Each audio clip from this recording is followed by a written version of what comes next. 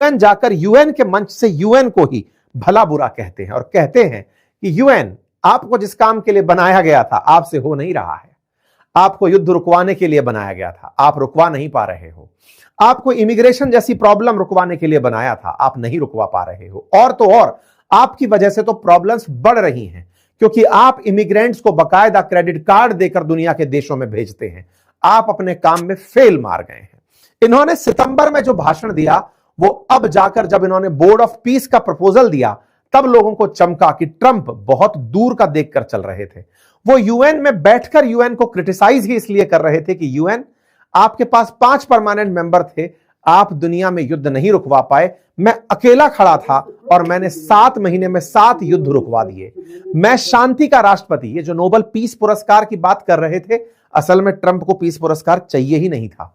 वो दुनिया को दिखाना ये चाहते थे कि शांति की मैं बात कर रहा हूं। शांति चार्टर में डली है यूएन के। यूएन का जो लेटर है उसमें लिखा है शांति यूएन लाएगा। वो चूंकि अमेरिका ला रहा है, दुनिया के जबान पर ये डलवाना चाहते थे कि दुनिया वालों, अमेरिका ने शांति स्थापित की है। जिसके हाथ में दंड है वही शांति ला सकता है और अमेरिका वो करने में कामयाब हुआ। चाहे चाइना को चुप कराना हो, चाहे रशिया के साथ ट्रेड ब्लॉक कराना हो, दुनिया में जहां तहां, चाहे फ्रांस के ऊपर धमकाना हो, सब तरफ करने वाला अगर अमेरिका है तो फिर मैं यूएन की जरूरत क्या रखता हूं? मुझे जरूरत क्या है 5 लोगों को बनाकर रखने की? मैं अकेला ही काफी हूं। और यही ट्रंप करने में कामयाब हुए। इन्होंने बकायदा यूएन को जो क्रिटिसाइज किया था, बकायदा बता करके कि युद्ध रुकवाने में यूएन नाकामयाब रहा और मैं कामयाब रहा हूं। मैंने टैरिफ लगाकर दुनिया को बता दिया कि शक्तिशाली कौन है। और तो और मैं खुद तय करता हूं कि अब मुझे किस पर राज करना है, किस पर नहीं। और इसी क्रोनोलॉजी में अब ये जो बोर्ड ऑफ पीस लेकर आए हैं, ये असल मायने में यूएन का रिप्लेसमेंट तैयार कर लाए हैं। मैंने कल जब अपने सेशन में आपको गाजा की बारी करके सेशन सुनाया था, तब ये जानकारी दी थी कि गाजा के लिए बोर्ड ऑफ पीस जरूर दिख रहा है, लेकिन उसमें गाजा की बात ही नहीं हो रही। इजराइल को तो दूध में से मक्खी की तरह निकालकर साइड में रख दिया कि तुम्हारा तो जिक्र ही नहीं है। बोर्ड ऑफ पीस का कुल उद्देश्य पूरी दुनिया में शांति स्थापित करने के लिए अमेरिकी वर्चस्व को स्थापित करना है, जिसमें परमानेंट मेंबर तो अमेरिकी रहेंगे। डोनाल्ड ट्रंप ने अपने आप को परमानेंट मेंबर बना दिया है और बाकी जो और राष्ट्र हैं, लगभग 60 देशों को इनविटेशन भेजा गया है। उन्हें 3-3 साल का काम दिया गया है कि 3 साल के लिए चले आओ, जितना पैसा दोगे उतनी देर की सदस्यता पाओगे। हालांकि बाद में व्हाइट हाउस ने इसका खंडन किया। इसी वजह से हेडलाइन बनने लगी कि क्या ट्रंप अब अपना यूनाइटेड नेशन बना रहे हैं, क्या यूनाइटेड नेशन को रिप्लेस करके खुद का सिस्टम बना रहे हैं। यह जिक्र निकल कर आना शुरू हुआ। उम्मीद है अब आपको इस जिक्र का महत्व समझ में आया हो कि ट्रंप ने जो खुद से युद्ध रुकवाए हो या दुनिया में टैरिफ का खेल खेला हो, दुनिया में बाकी सारी ताकतों को नीचे दिखाया हो, अब वो चाहते हैं कि एब्सोल्यूट शांति केवल अमेरिका लेकर आएगा, कोई और नहीं। अब बड़ा सवाल है कि जब ट्रंप इतना सब कुछ कर ही चुके हैं, क्योंकि यूएन नाकामयाब है और दुनिया के देशों को ट्रंप की तरफ देखना ही पड़ेगा, तो ऐसे में क्या जो और देश हैं 60, वो यूएन के साथ जाने के लिए, वो ट्रंप के साथ जाने के लिए तैयार होंगे? इस बात को एंटोनियो गुटेरस जो हैं यूएन चीफ, उनसे भी पूछा गया। उनके स्पोक पर्सन ने जवाब दिया और कहा कि देखिए, दुनिया में ग्रुप बनाने की अलाउ है, मतलब परमिशन है, कोई भी किसी के साथ में ग्रुप बनाकर रह सकता है। यूनाइटेड नेशन के चार्टर में सब देश साथ मिलकर काम करें, इसकी बात है। अमेरिका ऐसा गुट बना रहा है, दुनिया में बहुत से संगठन हैं, जैसे ब्रिक्स बना हुआ है, G7 बना हुआ है, ऐसे वो भी कोई संगठन बना रहे, उस पर हम कोई टिप्पणी नहीं देंगे। लेकिन इन सारी बातों से एक बात तो स्पष्ट होती है कि ट्रंप अगर कल को यूएन से अपने बाहर निकलने को जस्टिफाई भी कर दें तो शायद लोग उस बात को मान जाएंगे। मुझे ऐसा लगता है अभी कुछ दिन पहले ही ट्रंप ने 66 ऑर्गेनाइजेशन से अपना नाम वापस लिया है, अमेरिका का नाम वापस लिया है, जिसमें से आधे यूएन बॉडी थे। आने वाले समय में अगर अमेरिका यूएन से कंप्लीटली बाहर निकल जाता है तो भी उसका कोई कुछ नहीं बिगाड़ पाएगा और board of peace parallelly exist करने लगेगा, ऐसा प्रतीत हो रहा है। तो 5 बड़े फैसले हैं आज के यूएस को बनने में, जिनमें 1803 में अमेरिका का लुसियाना जो फ्रांस से खरीदा गया, 1819 में स्पेन से फ्लोरिडा खरीदा गया, 1845 में टेक्सास खुद से मिल गया और 1848 में मैक्सिको की जंग के अंदर फ्लोरिडा को कब्जा लिया गया और 1867 के अंदर अलास्का को रूस से खरीदा गया। आज अमेरिका का जो आप रूप देखते हैं उसमें इन 4-5 बड़े कोलैबोरेशंस का योगदान है। अमेरिका बनने में बहुत सा समय लगा और उसने बहुत से हिस्सों को अपने साथ मिलाना जारी रखा। आज भी वही जारी है। अब ये ग्रीनलैंड खरीदने की बारी कर रहा है और उसके बाद ये कनाडा की बारी करेगा, बाद में उसके बाद क्यूबा करेगा। क्यूबा पर डिटेल सेशन जल्दी आने जा रहा है। आइए साथियों, आप सभी को ये तो विकास क्रम मालूम है, लेकिन विश्व की बढ़ती दौड़ के अंदर दो बड़े युद्ध हुए। प्रथम विश्व युद्ध 1914 से 18 और द्वितीय विश्व युद्ध 1939 से लेकर 1945। जब सेकेंड वर्ल्ड वॉर और प्रथम विश्व युद्ध के बीच में मात्र 20 साल का ही अंतर था, तो दुनिया को लगने लगा कि द्वितीय विश्व युद्ध में जो देश हार गए वो भविष्य में फिर से इकट्ठे होंगे और दुनिया फिर से युद्ध की तरफ आ जाएगी। तो पहले से दूसरे के बीच में चूंकि 20 साल का ही अंतर था, इससे तीसरे विश्व युद्ध की आहट बहुत तेज थी। इसीलिए विजेता राष्ट्रों ने अपनी तरफ से कसम खाई कि अब हम युद्ध नहीं लड़ेंगे। क्यों? क्योंकि सेकंड विश्व युद्ध में परमाणु बम का प्रयोग हो चुका था और जब इसका इतना उपयोग कर लिया गया तो ऐसे में डर था कि तृतीय विश्व युद्ध में कुछ बचेगा ही नहीं। बैठते हैं सारे विजेता राष्ट्र और दुनिया के और देशों को भी साथ बिठाया जाता है।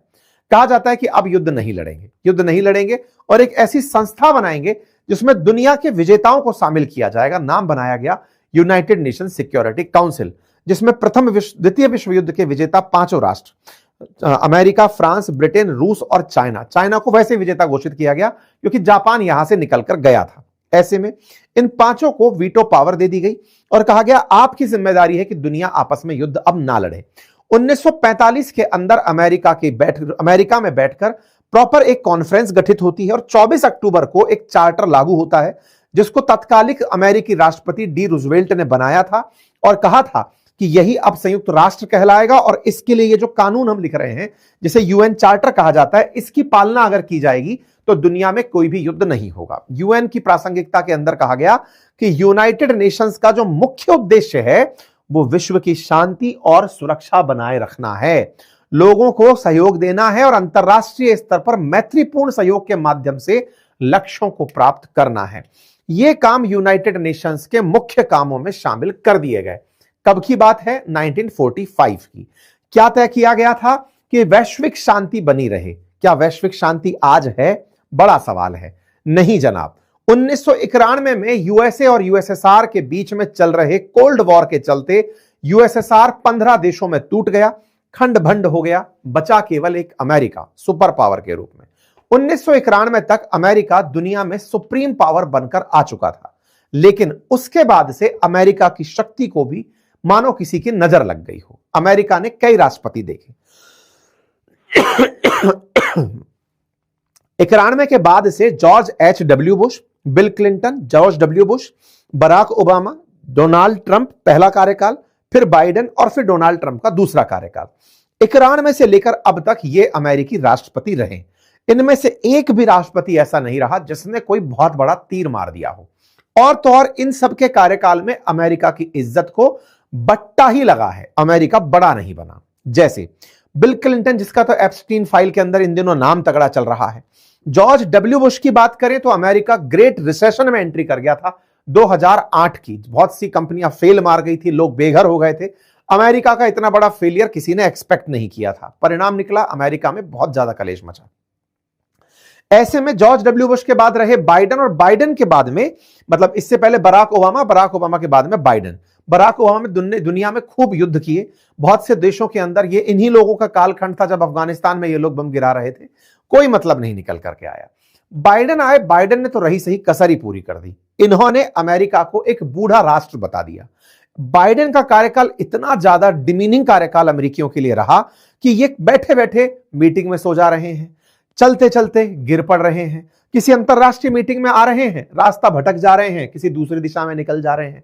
दुनिया ने अमेरिका का इतना मजाक बनाया बाइडेन के काल में कि ये वो आदमी है, अमेरिका है ही बोले ऐसा, इनको कोई सुध-बुध नहीं है।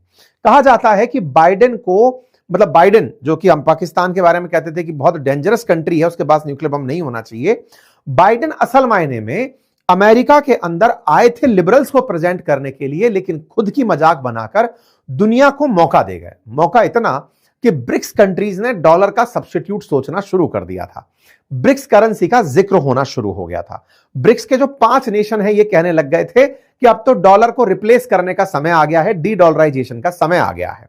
रशिया ने तो बकायदा एक ब्रिक्स करेंसी तक तस्वीर जारी कर दी थी।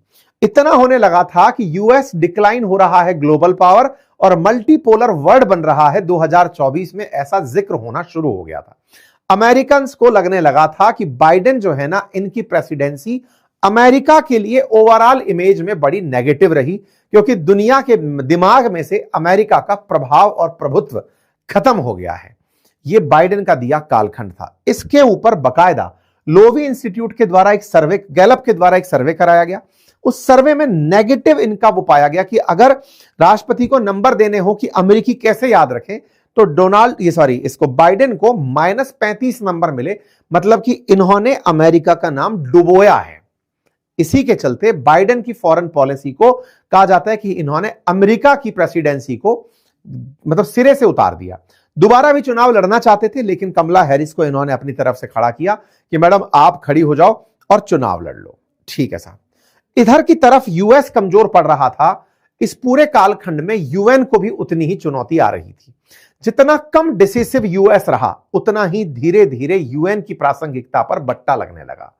इस बीच में दुनिया भर के युद्ध शुरू हो गए। रशिया यूक्रेन आपके सामने है, इजराइल गाजा आपके सामने है, सीरिया का सिविल वॉर आपके सामने है, सूडान का सिविल वॉर, यमन का सिविल वॉर, म्यांमार का सिविल वॉर, ये यूएन की आंखों के सामने अमेरिका की प्रेजेंस में होते चले गए। यानी ओवरऑल अमेरिका का कमजोर दिखना मात्र से दुनिया भर के अंदर तमाम प्रकार के गृह युद्ध शुरू हुए। यूनाइटेड नेशन का किसी को भय नहीं रह गया। हर क्षेत्र में आप मिडिल ईस्ट उठाकर देखें, अफ्रीका, लैटिन अमेरिका, एशिया, सब जगह कोई ना कोई कलह चलता हुआ दिखाई दिया। लगभग 10 कन्फ्लिक्ट ऑन एन एवरेज पूरे वर्ल्ड में सरवाइव करने लगे कि आओ और देख लो, कोई ना कोई तो युद्ध कहीं ना कहीं चल ही रहा होगा।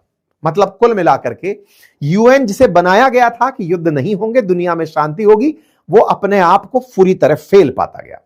ट्रंप ने इसी को ही अपने लिए अपॉर्चुनिटी चुना। बाइडेन की वजह से गिरी हुई इज्जत को इन्होंने अपने लिए अवसर बनाया और टाइटल दिया make America great again. Trump का ये जो आने वाला कालखंड था, जिसमें ये बार बार प्रचार इस बात पर कर रहे थे कि मैं मागा लेकर आऊंगा, मेक अमेरिका ग्रेट अगेन, वो असल में अमेरिकियों की जो बेइज्जती हो रखी थी उसको बदले में बदलना था कि मैं बताता हूं कि क्या किया जा सकता है। भाई साहब, ट्रंप इलेक्शन कैंपेन में उतरते हैं और अमेरिकियों को विश्वास दिलाते हैं कि मैं अगर आ गया तो फिर देखो क्या करता हूं। सबसे पहले ब्रिक्स कंट्रीज को धमकी दी गई कि सुनो ब्रिक्स कंट्रीज, अगर गलती से तुम लोगों ने सोचा भी कि हम अपना डॉलर के मुकाबले कोई दूसरा रुपया ले आएंगे, 100% टैरिफ लगाऊंगा, अमेरिका की तरफ देख नहीं पाओगे। ब्रिक्स करेंसी चर्चा में ही नहीं है। देशों के ऊपर इस समय टैरिफ के जाल बुन दिए गए हैं। ट्रंप ने जो कहा, डॉलर को वर्चस्व में स्थापित करने के लिए जो टैरिफ गेम खेला, वो दुनिया भर के देशों पर खेल दिया। जो भी देश अमेरिका के साथ हाथ में हाथ रख के चलना चाह रहा था, अमेरिका को अपना जैसा समझ रहा था, उन सब के फैसले ऑन द स्पॉट कर दिए गए। ट्रूडो जो बाइडेन को बिल्कुल अपना मानकर चल रहे थे, इन्हें बताया गया कि तुम अधीनस्थ हो हमारे, इनकी सत्ता खा गए। जितने भी देश साथ में थे, चाहे मित्र थे, चाहे शत्रु थे, चाहे गुट में थे, चाहे नाटो में थे, जो भी थे, सबको पनिशमेंट, टैरिफ पनिशमेंट कि अमेरिका अगर नहीं होगा तो तुम लोग सरवाइव नहीं कर पाओगे। जितने भी देश थे से मेरा मतलब है, चाहे रशिया हो, चाइना हो, चाहे ईयू कंट्री हो, नाटो कंट्री हो, जो भी देश इनको लगता था कि ये मेरे लिए चुनौती बन सकते हैं, उन सबको याद दिलाया कि पहले तुम लेवल सेट करो कि मेरे बराबर नहीं हो। सब पर टैरिफ की भरपूर भरमार कर दी गई। इस पूरे खेल में ट्रंप असल मायने में यह दिखाना चाहते थे कि अकेला अमेरिका एक तरफ अगर खड़ा रहे और वर्ल्ड सब एक तरफ हो जाए तो भी उसका कोई कुछ नहीं बिगाड़ सकता। इन्होंने बकायदा इसे सिद्ध करके दिखा दिया।